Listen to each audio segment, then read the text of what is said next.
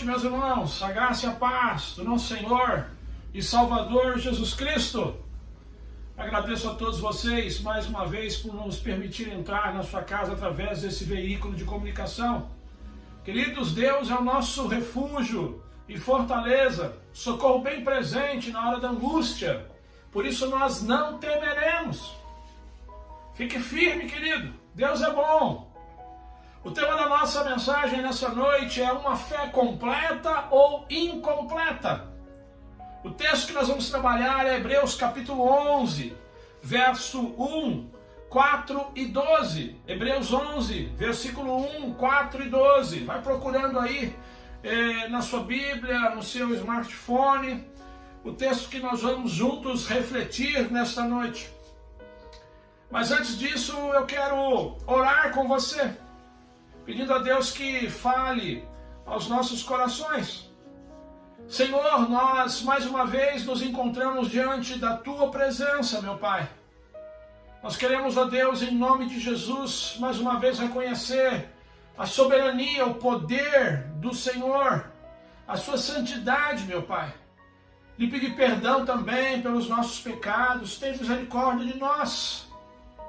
Deus, obrigado pela salvação, obrigado pelo dom da vida.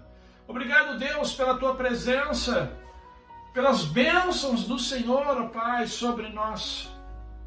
Senhor, nós rogamos a Ti neste momento, que fale ao nosso coração, que use essa palavra, Senhor Deus, para nos convencer, a fim de que possamos trilhar um caminho melhor, a fim de que possamos ter uma postura melhor diante do Senhor.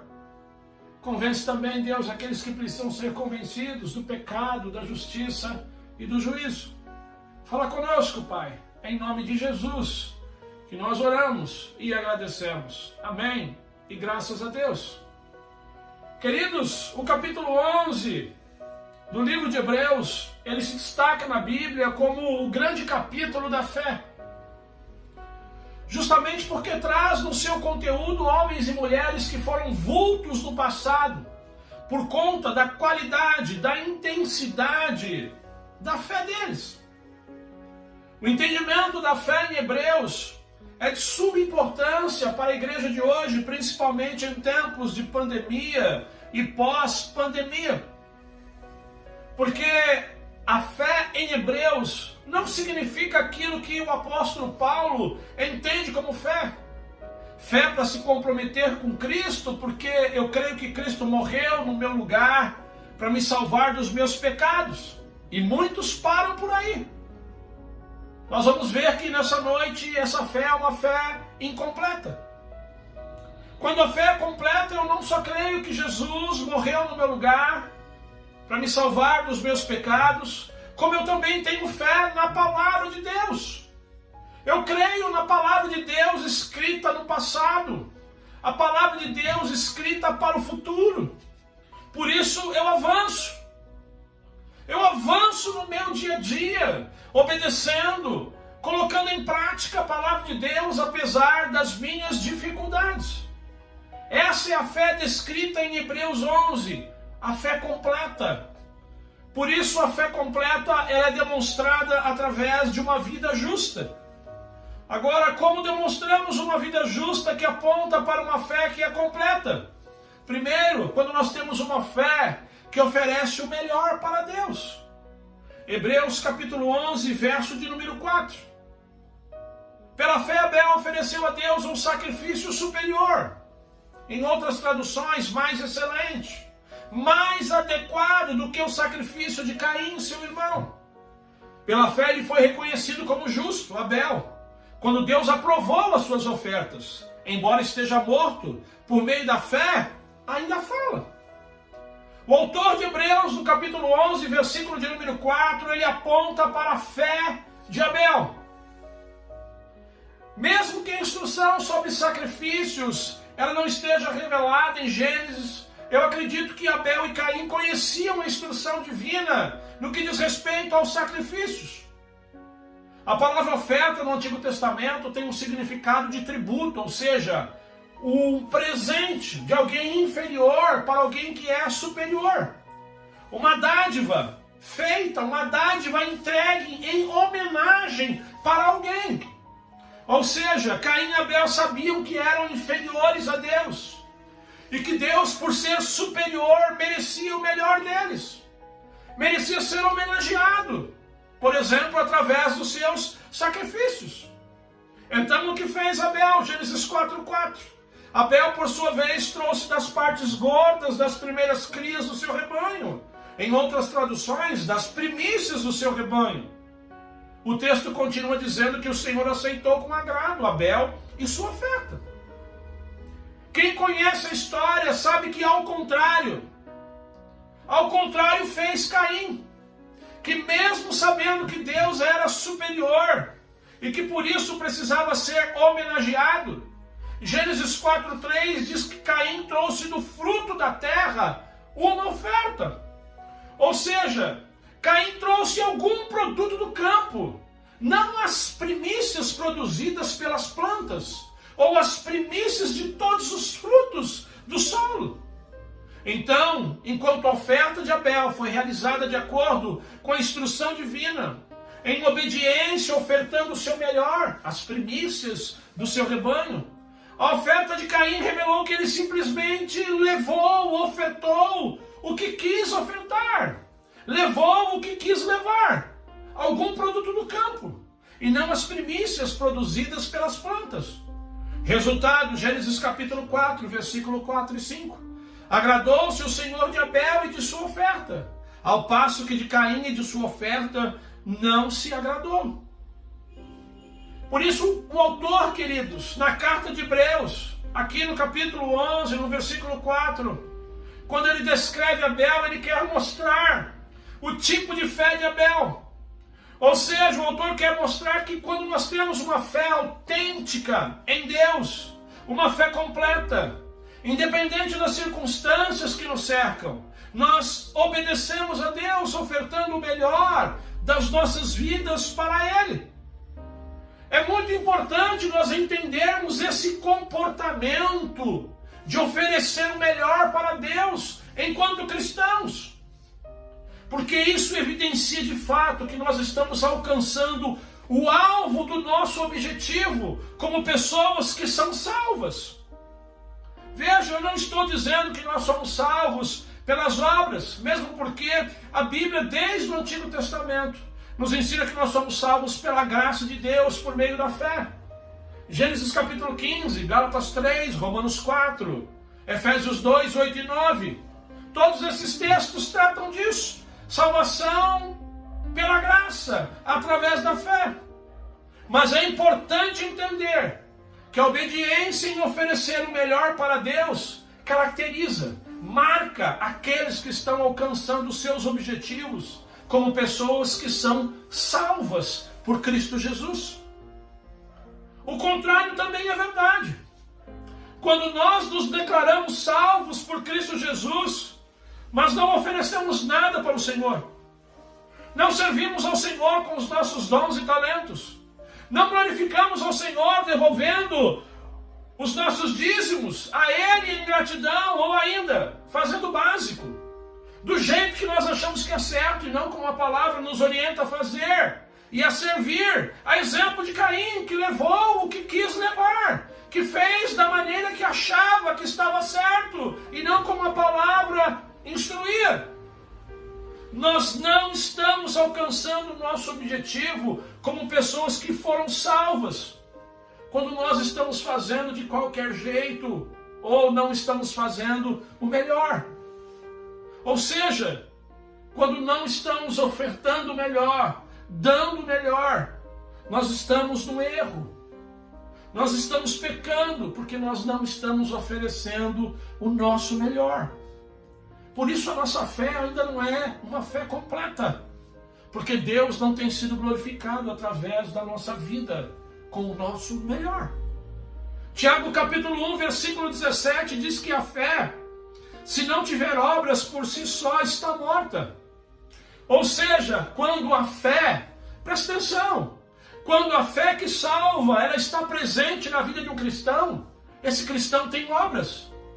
Esse cristão, ele oferece o melhor para Deus. como Abel fez. É como uma árvore frutífera. A árvore frutífera, ela só chega à sua meta depois que ela dá frutos. Assim também é aquele que tem uma fé completa em Jesus Cristo. Ele dá frutos, e bons frutos. Ele faz discípulos. Ou seja, quando nós não damos frutos, quando nós não oferecemos o nosso melhor, nós não estamos alcançando a nossa meta como cristãos. Por isso a nossa fé, ela é incompleta. Porque de repente ainda nós não entendemos, ou ainda nós não estamos vivendo aquilo que de fato está na palavra. Nós ainda temos um Jesus, ou temos Jesus como Salvador, mas ainda não temos Jesus como Senhor das nossas vidas e de tudo que possuímos. Por isso ainda não obedecemos, oferecendo o nosso melhor. Hebreus capítulo 11, versículo 4, a parte C, diz que Abel, embora esteja morto por meio da fé, ele ainda fala. Ora, como é que Abel ainda está falando hoje? Está falando por meio do seu testemunho. Testemunho esse descrito na sua palavra. Testemunho esse que nós estamos sendo relembrados ou aprendendo nessa noite. Um testemunho de alguém que procurou oferecer o seu melhor para Deus. Pergunta, é assim que tem sido o seu testemunho? É assim que os outros têm te visto? Como alguém que oferece o melhor da sua vida para Jesus? Como alguém que é comprometido com a igreja de Jesus? Evangelho de João, capítulo 14, versículo 21, Jesus disse, aquele que me ama, ou melhor, aquele que tem os meus mandamentos e os guarda, esse é o que me ama, e aquele que me ama será amado por meu Pai, e eu também o amarei, e me manifestarei a ele. Quem ama Jesus, guarda os mandamentos de Jesus. Como demonstramos uma vida justa que aponta para uma fé que é completa? Segundo, quando temos uma fé que continuamente nos leva a obedecer a Deus, mesmo quando as pessoas dizem que aquilo é um absurdo. Hebreus capítulo 11, verso de número 7. Pela fé Noé, quando avisado a respeito das coisas que ainda não se viam, movido por santo temor, construiu uma arca para salvar a sua família. Por meio da fé ele condenou o mundo e tornou-se herdeiro da justiça, que é segundo a fé. Na época de Noé, a sociedade da qual ele fazia parte era marcada pela maldade, pela corrupção, pela violência, ou seja, pelo pecado. Gênesis capítulo 6, versos 5, 11 e 12. Gênesis 6, 6 diz que por isso Deus se arrependeu de ter feito o homem. Mas em contrapartida, ainda em Gênesis 6 diz que Deus havia achado graça em Noé, porque Noé era um homem justo, íntegro, no meio de uma sociedade corrompida. Então, por conta do pecado, Deus resolveu executar juízo sobre o ser humano. Mas ao mesmo tempo resolveu salvar Noé e a sua família, porque Noé era um homem justo e íntegro. Pergunta, como Deus executaria juízo sobre o ser humano? Através de um dilúvio. Deus ia fazer chover sobre a terra, algo que ainda não havia acontecido. Eu quero pedir para você usar a sua imaginação a partir de agora. Imagine só, um homem vivendo numa cidade onde ninguém nunca viu um dilúvio, onde ninguém antes viu chuva, água caindo do céu.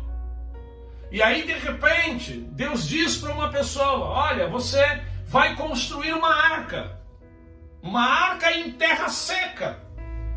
E você vai dizer às pessoas que elas precisam se arrepender dos seus pecados, Porque Deus vai abrir as comportas do céu e enviar chuva a ponto de criar um dilúvio para executar juízo contra eles. Dá para imaginar isso?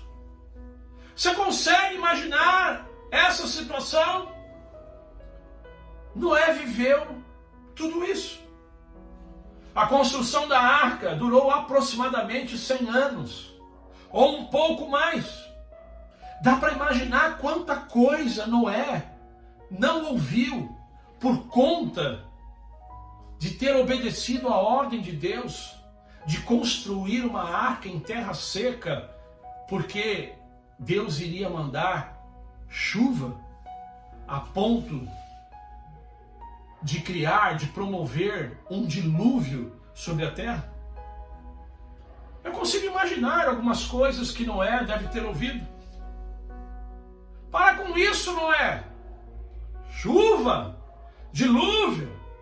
Noé, você deve estar maluco. Mas Noé continuou na ação de construir a arca de Deus. Noé, como é que você pode acreditar nessa palavra? Como é que você pode acreditar nesse Deus? Mas Noé continuou confiando na palavra de Deus. Por isso Hebreus 11:1 diz que a fé é a certeza daquilo que esperamos e a prova das coisas que não vemos.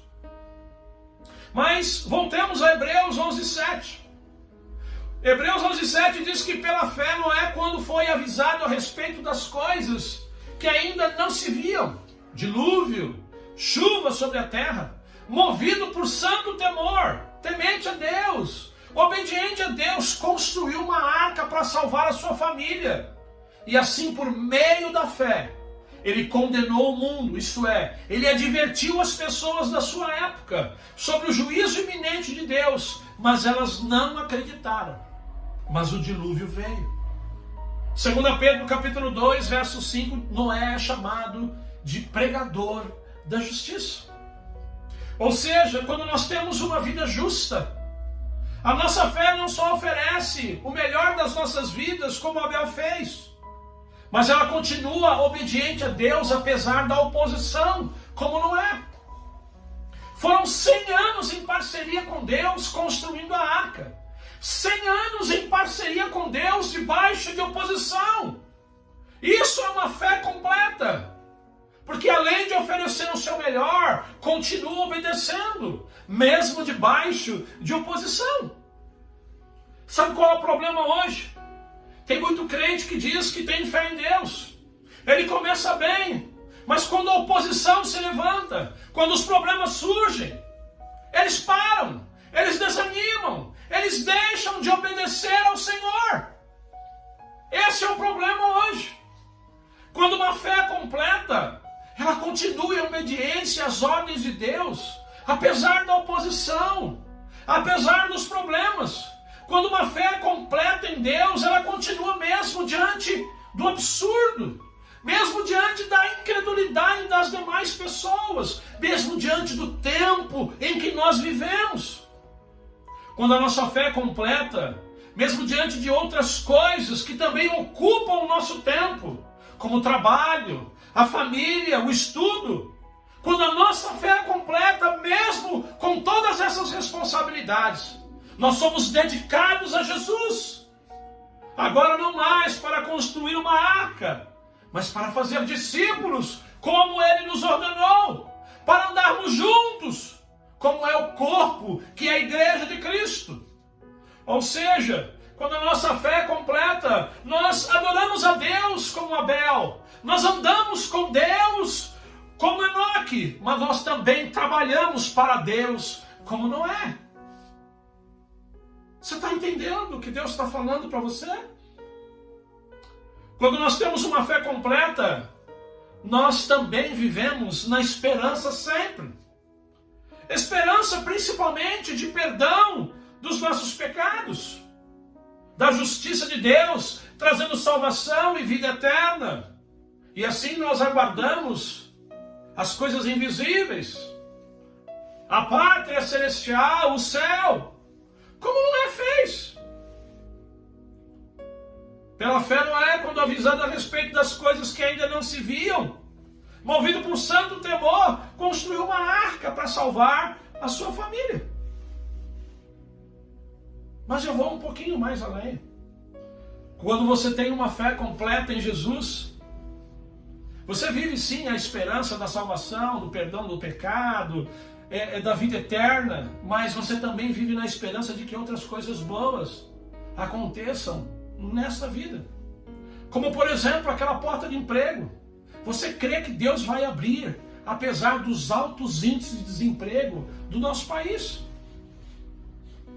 Quando nós vivemos na esperança, nós também acreditamos naquela formação acadêmica dos nossos sonhos, apesar do aperto financeiro que muitas vezes nós vivemos. Nós acreditamos naquele namorado, naquela namorada que você tem pedido a Deus. Sabe aquela pessoa que de fato pensa em casar?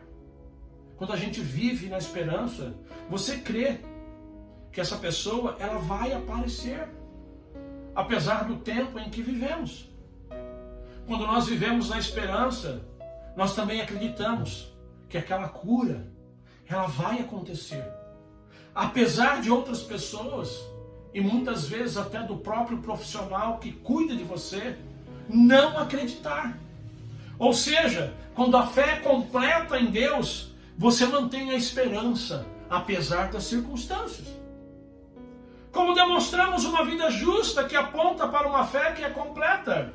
Terceiro e último, quando temos uma fé que avança. A atenção do autor, a carta aos Hebreus, vai se voltar agora para Abraão, o grande patriarca. Podemos, por isso, considerar natural que o autor ocupe mais espaço para falar de Abraão, pois a fé de Abraão se tornou clássica entre os judeus. Tanto no Antigo como no Novo Testamento, eles apresentam Abraão como um homem de fé. Além disso, as experiências que Abraão viveu eram bem parecidas com os destinatários dessa carta. Como demonstramos então uma vida justa que aponta para uma fé que é completa, quando nós temos uma fé que avança. A fé que avança é uma fé que confia no chamado de Deus. Hebreus capítulo 11, verso 8. Pela fé Abraão, quando chamado, obedeceu. Dirigiu-se, em outras traduções, partiu a um lugar que a um lugar que mais tarde receberia como herança, embora não soubesse para onde estava indo.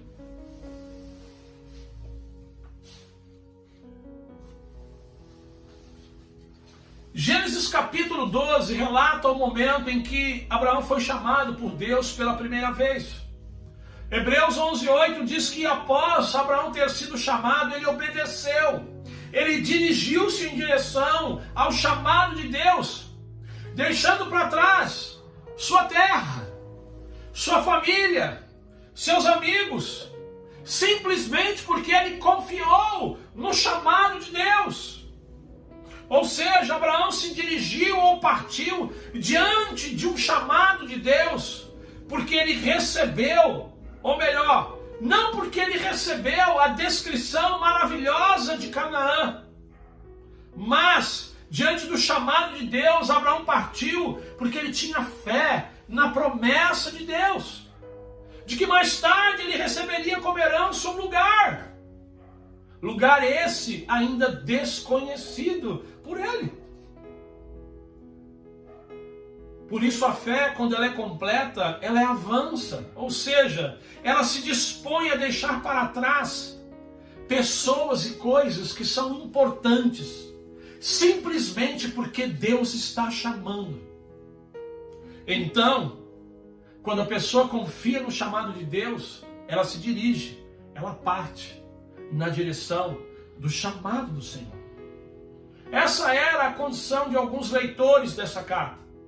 Eles tinham recebido de Deus um chamado para abraçar o cristianismo, porque esse é melhor, esse é maior, e um chamado também para deixar para trás o judaísmo, porque ele é menor. E no Antigo Testamento é apenas uma sombra de uma realidade maior que viria: Jesus Cristo. Pergunta: essa tem sido a sua fé, meu amigo ouvinte? Essa tem sido a sua fé? Uma fé que obedece diante do chamado de Jesus, porque você confia nele.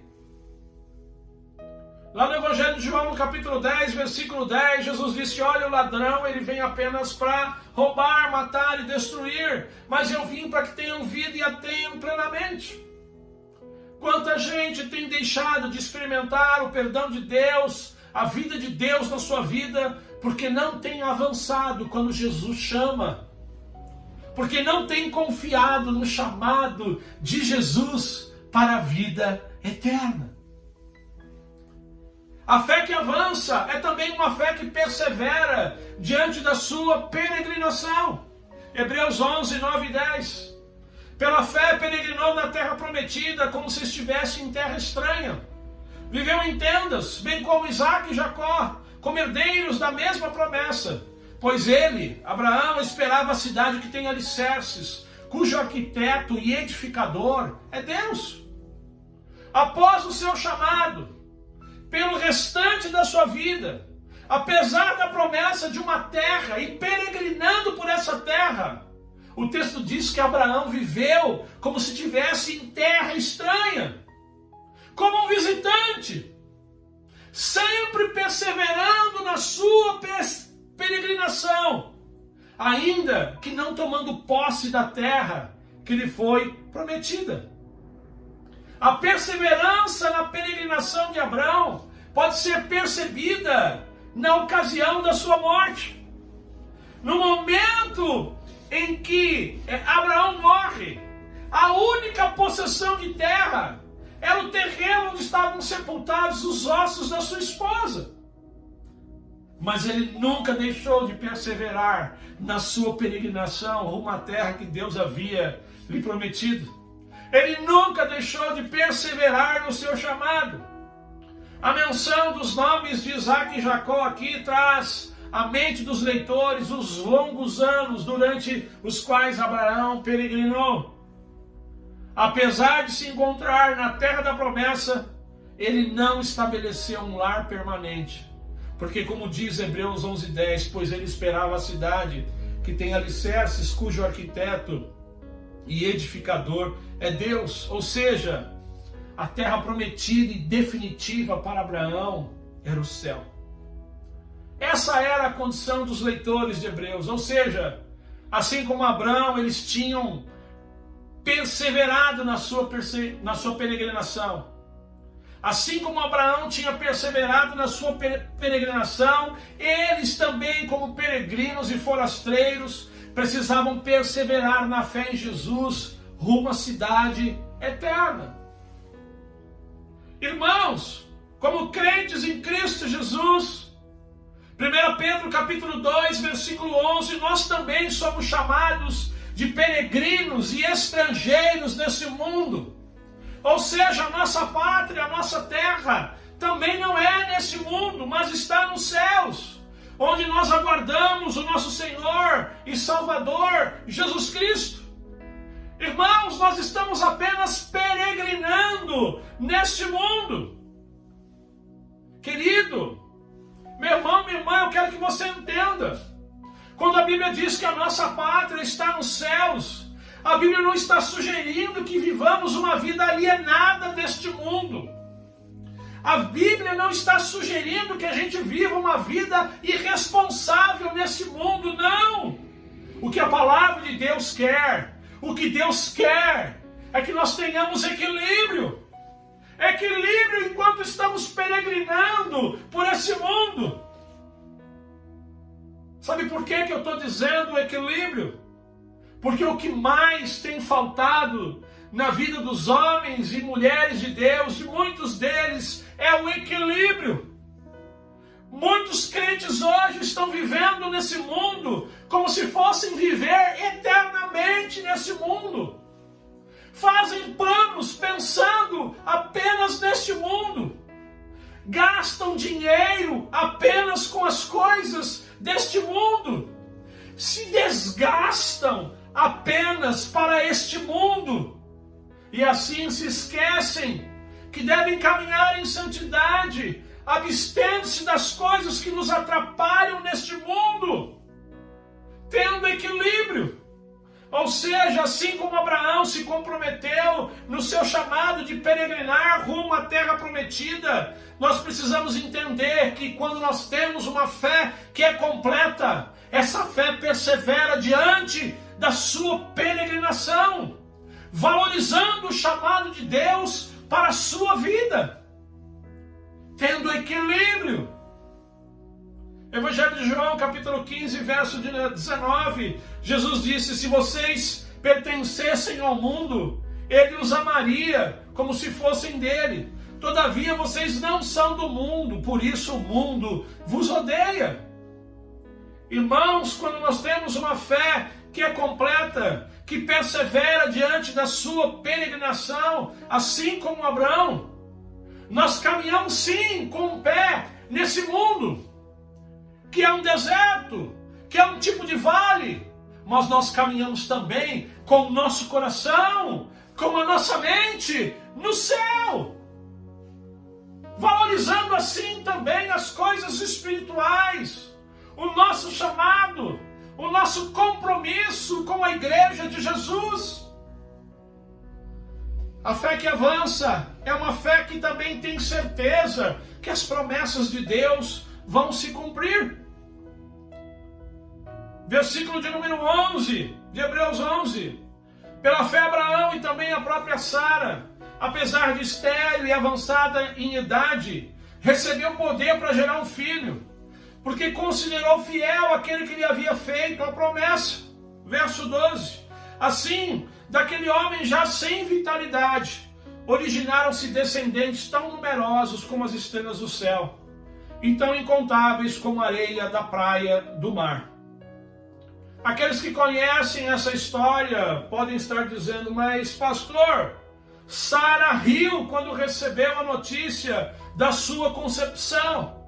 Verdade, mas muito provavelmente o autor aqui, ele está observando Sara, não apenas nesse momento em que ela recebeu a notícia da sua concepção e riu. Nós temos que entender que naturalmente era natural ela ter reagido com incredulidade. Vamos lembrar que ela era estéril. Vamos lembrar que ela tinha 90 anos. Mas mais tarde essa mulher creu na promessa.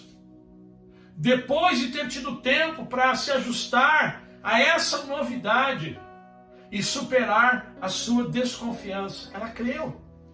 Ela creu. Vamos lembrar também que Abraão tinha 99 anos. O texto diz que ele não tinha mais vitalidade.